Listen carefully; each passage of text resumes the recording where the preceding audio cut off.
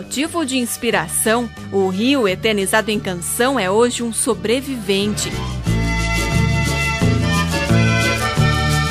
O poder de suas águas impressiona, poluído e tão bonito. Piracicaba, no Tupi, lugar onde o peixe chega. Nessa parte do Brasil, ecologia é a lógica. Quem mora na beira do rio, você sabe que tem que ter preservação, né? Isso já está no sangue da gente.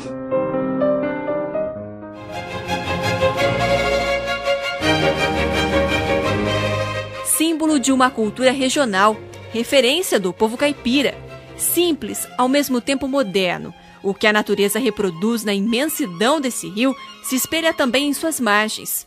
Piracicaba, um polo regional de desenvolvimento industrial e agrícola, uma das regiões mais produtivas do estado. Piracicaba é acolhedora. No coração da cidade, um espaço para o meio ambiente. Manter tradições, desenvolver e ainda preservar. Um desafio transformado em exposição.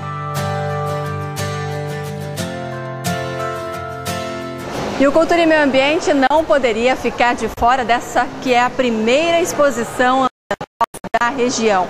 Aqui estão reunidas empresas, ONGs, o poder público. Ao todo são quase 50 estandes, cada um apresentando as suas experiências em soluções ambientais.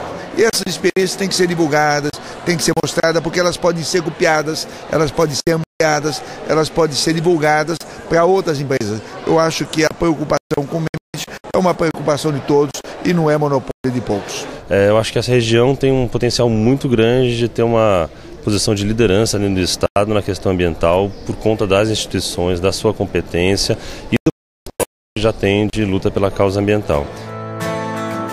Pioneira em expor ideias sustentáveis, Piracicaba é também a primeira cidade do estado a elaborar um inventário de emissões de gases do efeito estufa. O estudo foi coordenado por esse pesquisador do SENA, o Centro de Energia Nuclear na Agricultura da Universidade Luiz de Queiroz. O que nós observamos é que Piracicaba tem um padrão de emissão de países industrializados.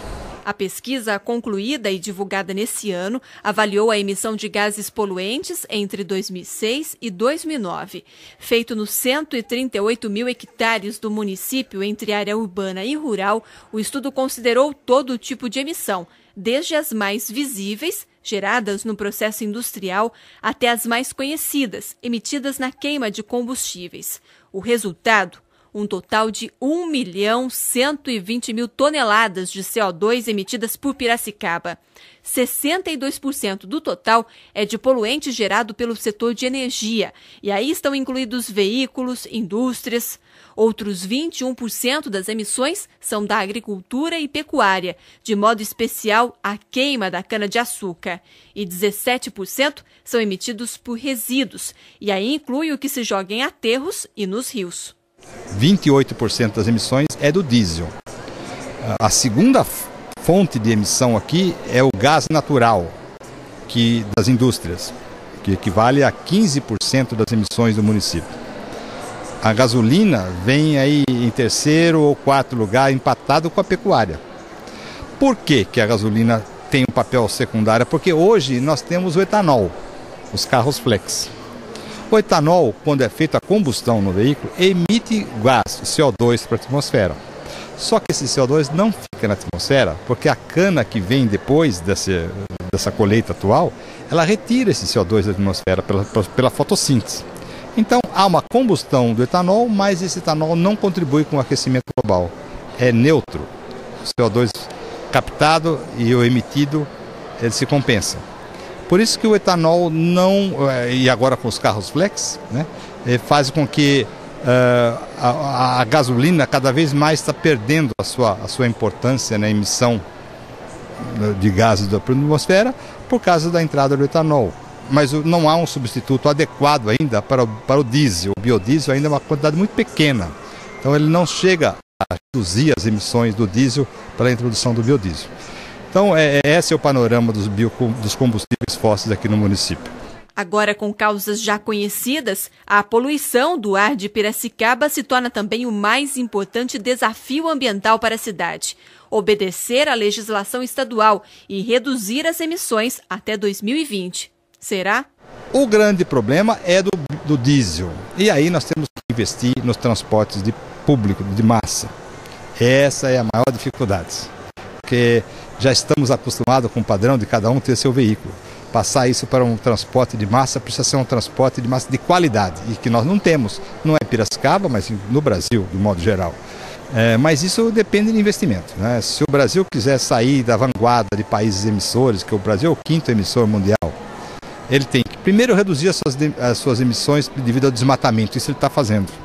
Depois, o segundo grande problema é combustível fóssil, e aí depende de investimentos e políticas públicas. O poder público está preparado para lidar com esses conceitos de sustentabilidade? É o que mais se faz nessas exposições, as boas experiências com pneus, com pilhas, com lâmpadas, com óleo de cozinha, com sacolas plásticas, com recuperação de material, com material eletroeletrônico. Eu acho que esse é um desafio constante. Nós estamos num momento bom.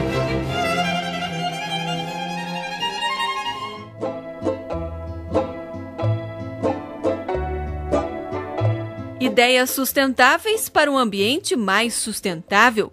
No Quintal do Caipira, a fartura da terra, mudas destinadas à preservação. Nesses 5 anos praticamente de existência da FECUMA, nós já somos responsáveis pelo plantio de mais de 1 milhão de mudas, que se traduz na restauração de mais ou menos 600 hectares de área de preservação permanente, desde a região de Piracicaba até Ilhabela, no e Salvador.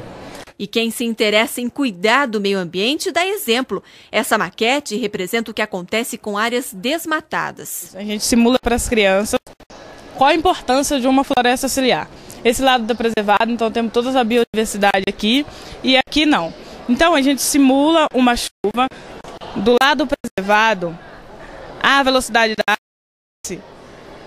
água, a água desce com uma velocidade menor, além de ela infiltra no lençol freático, então preserva um pouco o rio. Do lado que não tem floresta ciliar, a velocidade da água é muito maior, além de descer toda a sujeira, toda a terra que tem na área para dentro do rio.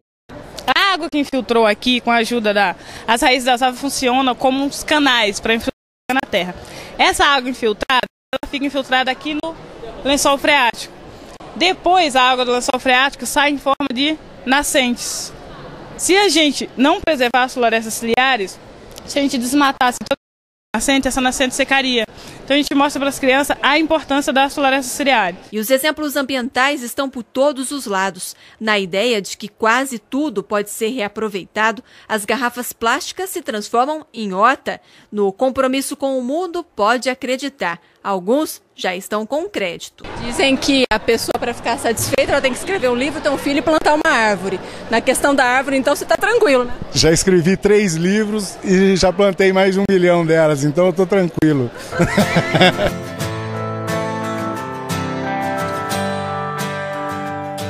E a seguir, exemplos práticos por um mundo mais sustentável.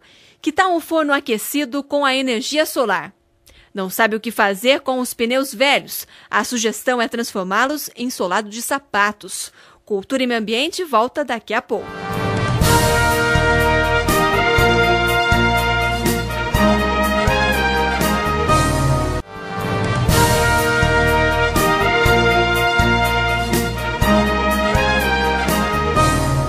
Torradas fresquinhas, prontas para venda. Além de ser um produto caseiro, esse pãozinho aí tem também vantagens ambientais. Foi feito nessa engenhoca criada por um estudante de gestão ambiental.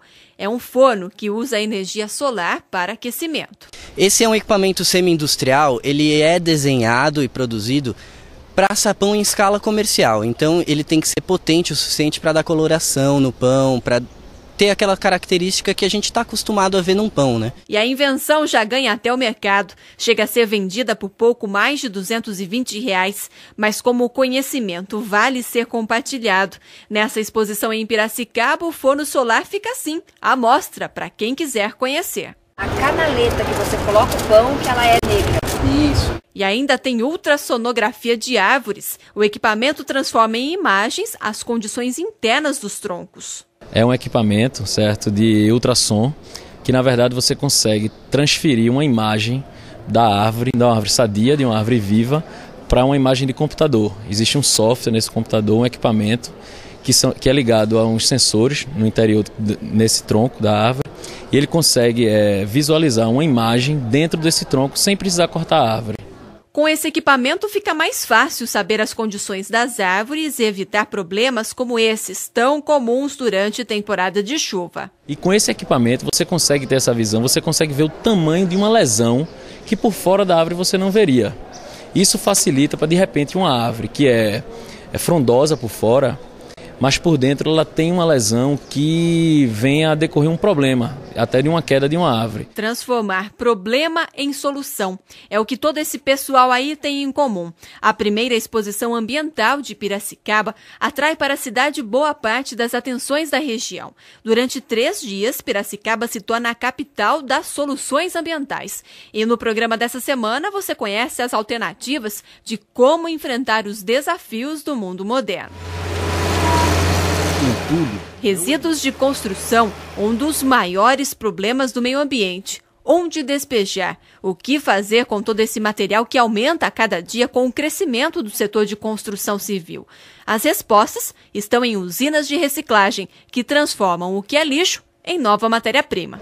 E um outro importante desafio para qualquer cidade é lidar com o que se chamam de resíduos, que nada mais é que todo aquele material que já perdeu a sua utilidade. O que fazer, por exemplo, com uma lâmpada como essa, já queimada? Ou ainda, com um pneu como esse, já careca e inadequado para o uso? Se você pensa que a única alternativa é descartar todo esse material no lixo, está enganado. E aqui está a prova do quanto eles ainda podem ser reaproveitados. No caso do pneu, ele pode ser transformado em sola de sapato e até em material para piso. Só que a gente encaminha corretamente esse material para que não haja contaminação do meio ambiente. Só as lâmpadas, Piracicaba já recolheu cerca de 50 mil unidades, isso desde 2009. Todos os seus componentes são separados e cada um tem um novo destino dentro de uma produção industrial. Lâmpadas, pneus e uma novidade. A cidade começa a recolher nesse mês também o lixo eletrônico. E a gente está mudando agora em começo de novembro para outro local, no bairro das Ondas, onde a gente vai começar a receber também o lixo eletroeletrônico.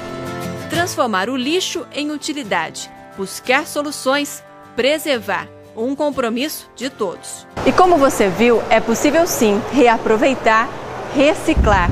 A cada dia surgem novas soluções para se garantir a sustentabilidade do planeta. E agora que você já as conheceu, resta colocar em prática. Faça também a sua parte. Cultura e Meio Ambiente volta na próxima semana. Até lá!